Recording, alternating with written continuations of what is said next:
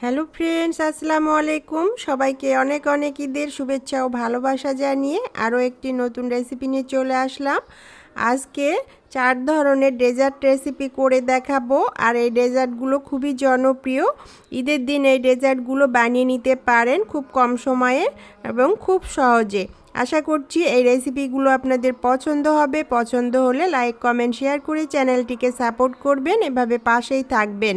এইরকমই নতুন নতুন রেসিপি দেখতে আমার পেজটিকে সাবস্ক্রাইব, ফলো করে রেখে দিতে পারেন। তাহলে চলুন রেসিপিগুলো বানিয়ে ফেলি। কেউ জানে না যে সাবুদানা দিয়ে এত লোভনীয় এবং কম সময়ে একটা ডেজার্ট তৈরি হয়।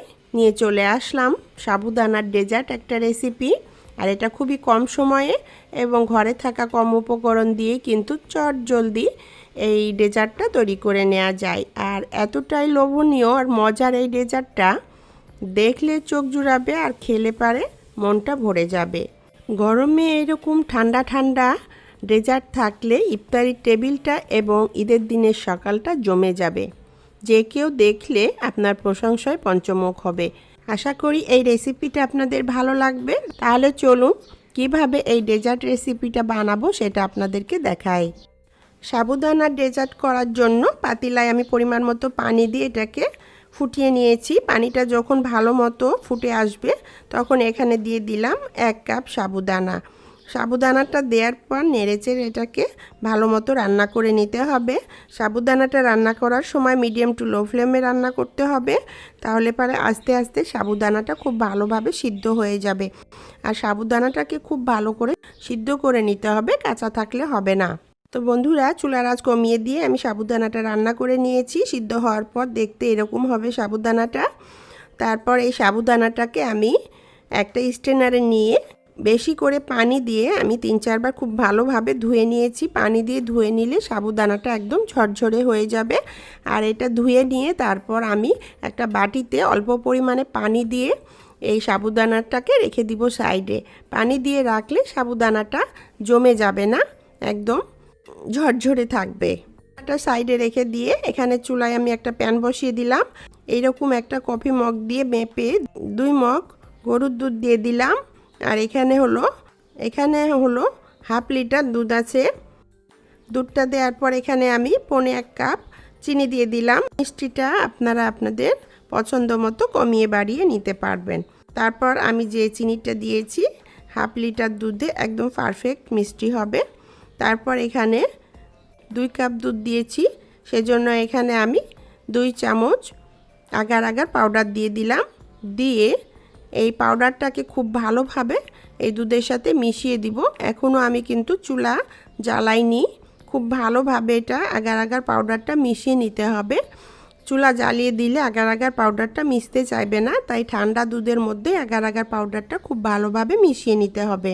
আগার পাউডারটা মিশিয়ে নেওয়ার পর এখানে আমি 1/2 চামচের থেকে একটু কম লাল ফুড কালার দিয়ে দিলাম। আপনি চাইলে এখানে কিন্তু বিটরুটের কালারও ব্যবহার করতে পারেন। তারপর এখানে এটা কালারটা আমি খুব ভালোভাবে দুধের সাথে মিশিয়ে নিলাম।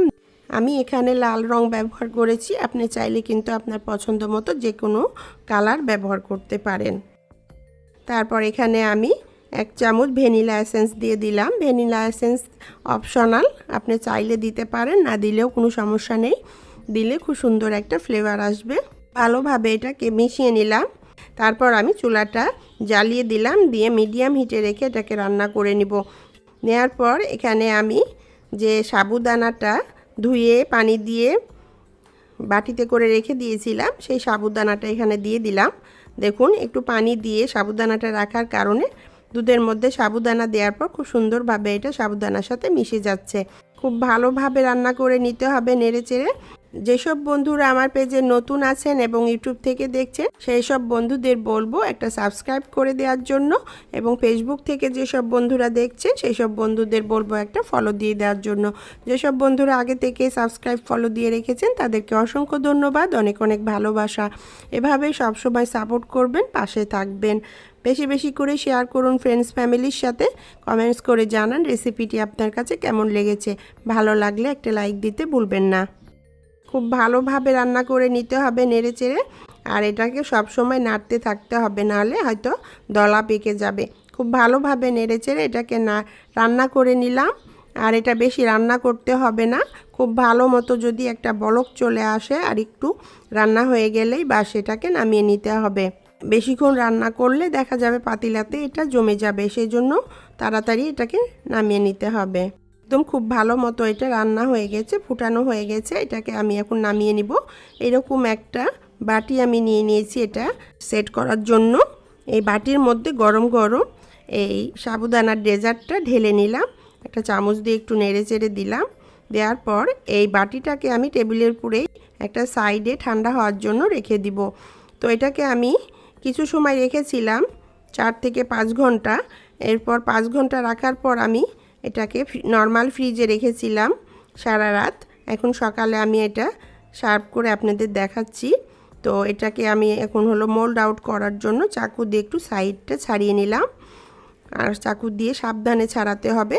তারপর একটা প্লেট এটার উপরে দিয়ে একটু উপর করে দিলাম, উপর থেকে একটু বাড়ি দিয়ে দিলে এটা আস্তে নিচে নেমে যাবে। তো দেখুন বন্ধুরা, এটা প্লেটে কাজু বাদাম দিয়ে সার্ভ করে দিলাম। আপনারা আপনাদের পছন্দ মতো যে কোনো বাদাম দিয়ে এটা সার্ভ করতে পারেন। তো আমি আপনাদেরকে একটু কেটে দেখাচ্ছি যে ডেজার্টটা কতটা লোভনীয় হয়েছে আর কতটা টেস্টি হয়েছে। এটা বানিয়ে না খেলে আপনি বুঝতে পারবেন না যে কতটা টেস্টি এটা। প্রিয় বন্ধুরা, এই ডেজার্টটা বিকেলের নাস্তা, ইফতারির টেবিল এবং ঈদের দিনের সকালের জন্য বেস্ট একটা রেসিপি। আপনারা অবশ্যই ঈদের দিন এবং রমজানে এটা ট্রাই করে দেখতে পারেন, আপনাদের খুব পছন্দ হবে। পছন্দ যদি হয় তাহলে কমেন্টস করে জানাবেন। বেশি বেশি শেয়ার করুন ফ্রেন্ডস ফ্যামিলির সাথে, আমার চ্যানেলটিকে সাপোর্ট করুন।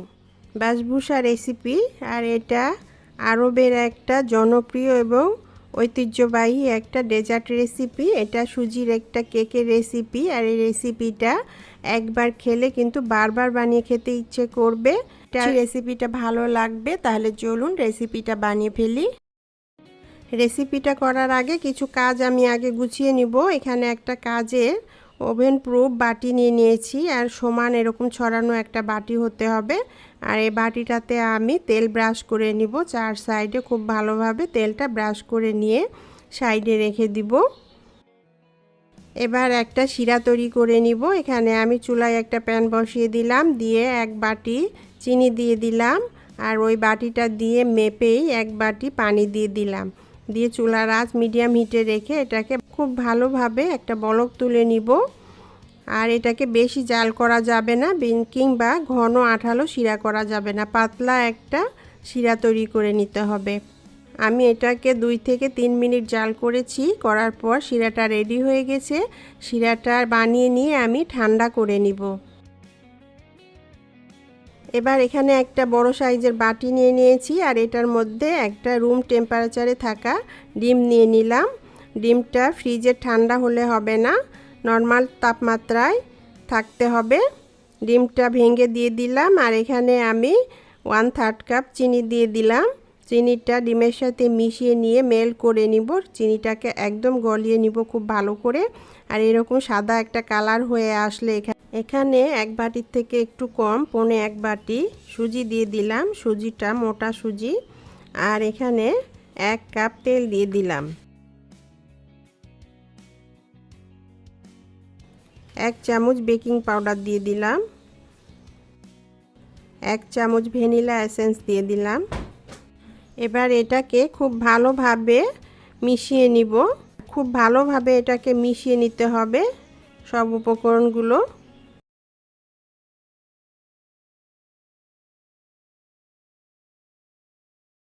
ব্যাটারটা খুব ভালোভাবে মাখানো হয়ে গেছে। আগে থেকে যে তেল ব্রাশ করে যে বাটিটা রেখেছিলাম সেই বাটিটাতে ব্যাটারটা ঢেলে দিলাম।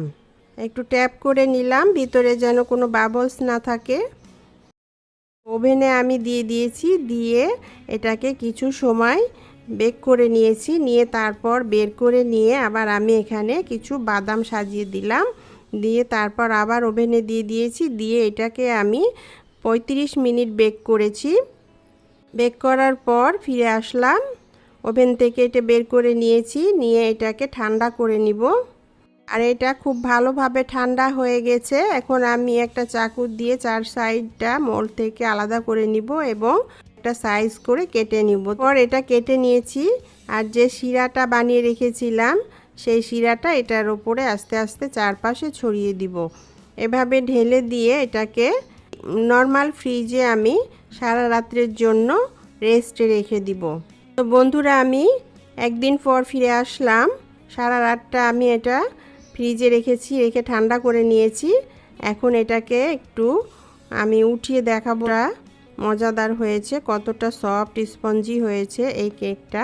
সুন্দর একটা কালার চলে এসেছে চকলেটের, আর ভেতরটা একদম সাদা কালার আছে। দেখতে অসাধারণ হয়েছে, আর শুধু দেখতেই না, এটা খেতেও খুবই অসাধারণ বন্ধুরা। এভাবে কেটে পরিবেশন করলে যে কেউ খুব মজা করে খাবে, ছোট বড় সবার খুবই পছন্দের একটা ডেজার্ট হয়ে গেছে এটা। এই ডেজার্টটা শুধু আরবেরই প্রসিদ্ধ না, ঐতিহ্যবাহী না, এখন সারা বিশ্বে এটা জনপ্রিয়তা ছড়িয়ে পড়েছে। পছন্দ হবে, আর ভালো লাগলে লাইক কমেন্ট শেয়ার করে চ্যানেলটিকে সাপোর্ট করবে। গাজরের হালুয়া না, গাজর আর হলো পোলাও চাউল দিয়ে একটা লোভনীয় ডেজার্ট রেসিপি বানাবো। এটা ক্ষীর টাইপের, আর এই রেসিপিটা একবার খেলে আপনি এটা প্রেমে পড়ে যাবেন, আমি কথা দিলাম। এটা একবার খাওয়ার পর বারবার খেতে ইচ্ছে করবে, এতটাই মজার আর লোভনীয়। আশা করছি রেসিপিটা ভালো লাগবে। তাহলে চলুন রেসিপিটা বানিয়ে নিই। এটা করার জন্য আমি প্রথমে এখানে পোলাওয়ের চাউল, চিনি গুঁড়া পোলাওয়ের চাউলটা 3 টেবিল চামচ নিয়েছি, আর এটাতে পানি দিয়ে 2-3 বার খুব ভালো করে ধুয়ে নিব। এই চাউলটা ধুয়ে নিয়েছি। এখন হলো এখানে আমি পরিমাণ মতো পানি দিলাম, আর এখানে আমি 7-8টা কাঠবাদাম দিয়ে দিলাম। আমি এখানে কাঠবাদাম ব্যবহার করেছি, আপনারা চাইলে কাজু বাদাম বা চীনা বাদাম ব্যবহার করতে পারেন, আবার বাদাম ছাড়াও কিন্তু এই রেসিপিটা বানিয়ে ফেলতে পারেন।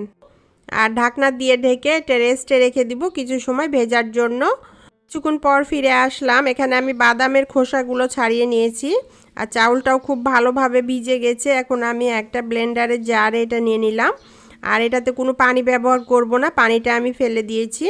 তারপর এটাকে আমি একটু ক্রাশ করে নিব, মানে আধা ভাঙ্গা করে নিব। এটা একদম মিহি করে পেস্ট করব না। তো এটা আধা ভাঙ্গা হয়ে গেছে, এরকম দানা দানা থাকবে। তারপর এটা রেডি করে নিয়ে সাইডে রেখে দিলাম। আর এখানে আমি 3টা গাজর পরিষ্কার করে ধুয়ে গ্রেট করে নিয়েছি, তো এটাও সাইডে রেখে দিলাম। এখন চুলায় একটা প্যান বসিয়ে দিলাম, আর এখানে 1 টেবিল চামচ ঘি দিয়ে দিলাম। ঘিটা মেল্ট হওয়ার জন্য অপেক্ষা করব।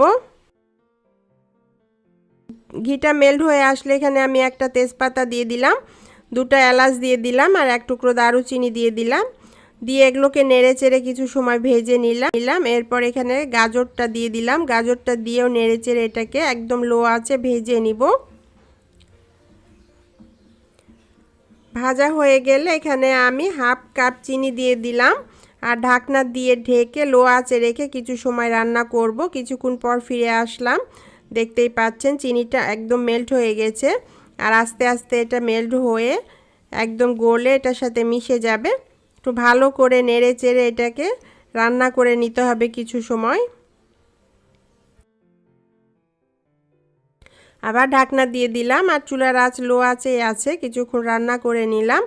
কিছুক্ষণ পর ফিরে এসে আবার এটাকে একটু নেড়ে চেড়ে দিলাম। এভাবে কিছু সময় এটাকে রান্না করে নিব। কিছুক্ষণ পর ফিরে এসে দেখায় গাজরটা অনেকটাই সিদ্ধ হয়ে এসেছে, আর চিনিটাও খুব ভালো মতো গলে গেছে, আর এটা অনেকটাই কুক হয়ে এসেছে। এখন আমি আগের থেকে জাল করা আধা কেজি দুধ এখানে দিয়ে দিলাম। দিয়ে তারপর নেড়ে চেড়ে এটার সাথে মিশিয়ে দিলাম। দিয়ে এটাকে রান্না করব। মিষ্টিটা টেস্ট করে নিলাম, চিনি কম হয়েছে, তো আমি এখানে আরও 1/2 কাপ চিনি এখানে দিয়ে দিলাম। দিয়ে নেড়ে চেড়ে এটার সাথে মিশিয়ে এটাকে ভালো মতো বলক তুলে নিলাম। নিয়ে এটাকে রান্না করব। ভালো মতো রান্না হয়ে আসলে তারপর যে চাউলটা আমি হলো ক্রাশ করে রেখেছিলাম সেই চাউলটা এখানে দিয়ে দিলাম। আর চাউলটা দেওয়ার পর অনবরত নাড়তে হবে, আর চুলার আঁচ লো আঁচে রাখতে হবে। এটা ভালো করে নেড়ে চেড়ে অনবরত নাড়তে নাড়তে এটাকে রান্না করতে হবে কিছু সময়। আর নেড়ে চেড়ে কিছু সময় রান্না করে নিলাম। আর এখানে আমি নাড়তে নাড়তে কিছুটা কিশমিশ এবং কিছুটা বাদাম কুচি দিয়ে দিলাম। দিয়ে নেড়ে চেড়ে তারপর এখানে আমি 1/2 কাপ গুঁড়ো দুধ দিয়ে দিলাম। গুঁড়ো দুধটাও অপশনাল, এটা না দিলেও কিন্তু এই রেসিপিটা হবে, তবে এটা দিলে পারে খুব সুন্দর একটা টেস্ট আসবে। তারপর নেড়ে চেড়ে মিশিয়ে এটাকে কিছু সময় রান্না করে নিলাম। দেখতেই পাচ্ছেন এটা কীরকম হয়েছে। এটা বেশি ঘন করব না, এরকমই পাতলা থাকবে। আর এটা নামানোর পর ঠান্ডা হলে আর একটু ঘন হয়ে যাবে। তো এটা রান্না হয়ে গেছে, আমি এখন ঢাকনা দিয়ে ঢেকে এটা রেখে দিলাম। গরম গরম এটা পরিবেশন করে দিলাম। তবে এটা ফ্রিজে রেখে ঠান্ডা ঠান্ডা খেতে দুর্দান্ত লাগে। বাদাম কুচি এবং কিশমিশ ছড়িয়ে দিলাম ওপর থেকে।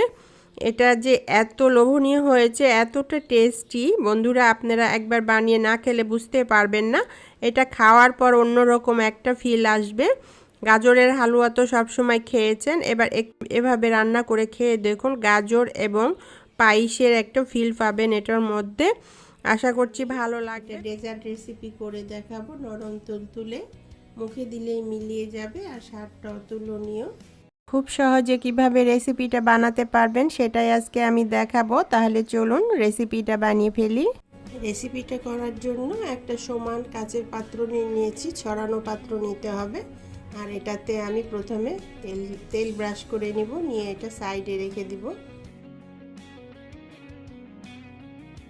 একটা প্যান নিয়ে নিলাম, আর এটাতে 2টা ডিমের কুসুম দিয়ে দিলাম। 1/3 কাপ কাস্টার্ড পাউডার দিয়ে দিলাম। 1/3 কাপ চিনি দিয়ে দিলাম। 1/3 কাপ চিনিতে খুব ভালো মিষ্টি হবে। 1 চামচ ভ্যানিলা এসেন্স দিলাম এবং 1/2 কাপ গুঁড়ো দুধ দিয়ে দিলাম। গুঁড়ো দুধটা দিলে খুব সুন্দর একটা স্বাদ আসে। আর এখানে আমি আধা লিটার দুধ গরম করে ঠান্ডা করে নিয়েছি, নিয়ে এটা এখানে দিলাম। দুধটা অবশ্যই ঠান্ডা হতে হবে, তবে ফ্রিজের ঠান্ডাও হবে না, নর্মাল তাপমাত্রায় রাখা ঠান্ডা হতে হবে।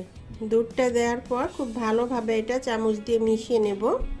খুব ভালোভাবে মিশাতে হবে এটা। আর এটা আমি অফ ক্যামেরায় একটু ছেঁকে নিয়েছি স্ট্রেনারে করে। ছেঁকে নিলে পারে কোনো লাম্পস থাকে না। তারপর এটাকে আমি চুলায় বসিয়ে দিলাম, আর চুলাটা মিডিয়াম টু লো ফ্লেম করে দিলাম। দিয়ে এটাকে নাড়তেই থাকবো। এটা নাড়া বন্ধ করা যাবে না, নাড়া বন্ধ করলে কিন্তু দলা পেকে যাবে। তো এটা নাড়তেই থাকবো, আর নাড়তে নাড়তে এরকম একটা ঘন করে নিব। ঘন হয়ে আসলেই কিন্তু এই ডেজার্ট রেসিপিটা রেডি হয়ে যাবে। এরকম একটা ঘন হয়ে আসলে রান্না করা শেষ। চুলাটা বন্ধ করে দিলাম, দিয়ে যে পাত্রে আমি তেল লাগিয়ে রেখেছিলাম সেই পাত্রে গরম গরম ঢেলে দিলাম। দিয়ে এটাকে একটু ট্যাপ করে নিব যেন ভিতরে কোনো বাবলস না থাকে। আর ভালো করে ট্যাপ করে নিয়েই এটাকে একটু ঠান্ডা করে নিয়েই গরম গরমই কিন্তু এটা নর্মাল ফ্রিজে রেখে দিতে হবে। নর্মাল ফ্রিজে রেখেছিলাম সারা রাত। সারা রাত্রি পর ফিরে আসলাম। সারা রাত্রি পর ফিরে এসে দেখাচ্ছি তো হয়ে জমে গেছে। সাইডগুলো একটু চাকু দিয়ে ছাড়িয়ে নিব, তাহলে পারে ডিমোল করতে খুব সুবিধা হবে।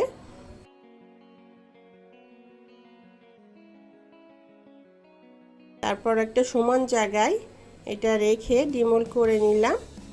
আর ডিমোল করে নেওয়ার পর এটাকে একটা চাকু দিয়ে আমি পিস পিস করে কেটে নিব। আমায় খুব সাবধানে কাটতে হবে যেন ভেঙে না যায়।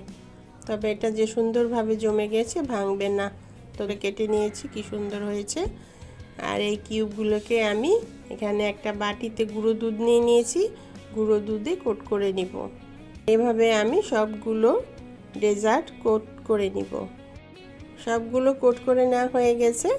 এবার আমি একটা প্লেটে সাজিয়ে নিয়ে সার্ভ করে দিব। তো বন্ধুরা, হয়ে গেল নরম তুলতুলে, একদম মুখে দিলেই মিলিয়ে যাবে এরকমই একটা ডেজার্ট রেসিপি। মেহমান আসলে বসিয়ে রেখে ওই ডেজার্টটা করা যায়। নরম হয়েছে, তুলতুলে হয়েছে, আর কত স্পঞ্জি হয়েছে রেসিপিটা। এই রেসিপিগুলো বানিয়ে দেখতে পারেন। আশা করছি রেসিপিগুলো আপনাদের খুব পছন্দ হবে।